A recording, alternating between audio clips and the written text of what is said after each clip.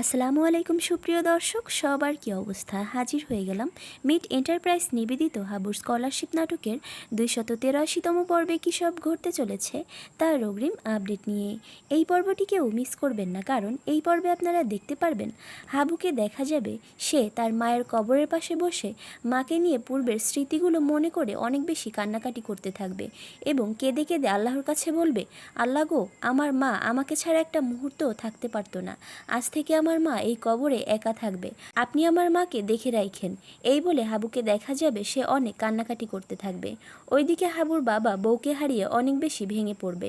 সে বলবে, আমিও হাবুর মায়ের কাছে চলে যাব, ওই যে দেখো হাবুর মা, আমার মাজেদা আমাকে ডাকছে। একথা শুনে মারজানকে দেখা যাবে সে হাবুর বাবাকে সান্ত্বনা দিতে থাকবে। শ্বশুরকে সান্ত্বনা দিয়ে মারজানকে দেখা যাবে সে একা নির্জন একটা জায়গায় বসে তার শাশুড়ির কথা মনে করে কাঁদতে থাকবে। তখন হাবুকে দেখা যাবে সে মারজানকে দেখে তার কাছে এসে বসবে এবং মারজানকে বলবে, মারজান, তুমিও এভাবে ভেঙে পড়েছ? এখন আমরা যদি এইভাবে ভেঙে পড়ি তাহলে বাবাকে কে সামলাবে বলো তো? তুমি কি দেখছো না বাবা কতটা নরম হয়ে পড়েছে?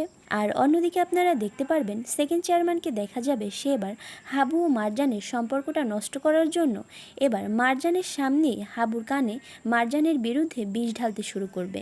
সে মারজানকে বলবে, গ্রামের লোকরা বলাবলি করছে আপনাকে নিয়ে যে মেয়েটা দেখতে তো অনেক সুন্দর, কিন্তু সুন্দর হলে কি হবে, ও যে অলক্ষী অপয়া, বিয়ে হতে আসতে না আসতেই শাশুড়িকে খেয়েছে, না জানি সামনে আর কাকে কাকে খাবে আল্লাহই জানে।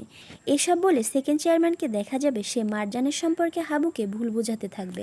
আর এছাড়াও থাকছে আশ্চর্য সকল ঘটনা। সুতরাং সবাইকে হাবুর স্কলারশিপ নাটকের আগামী পর্ব দেখার আমন্ত্রণ রইল। ধন্যবাদ।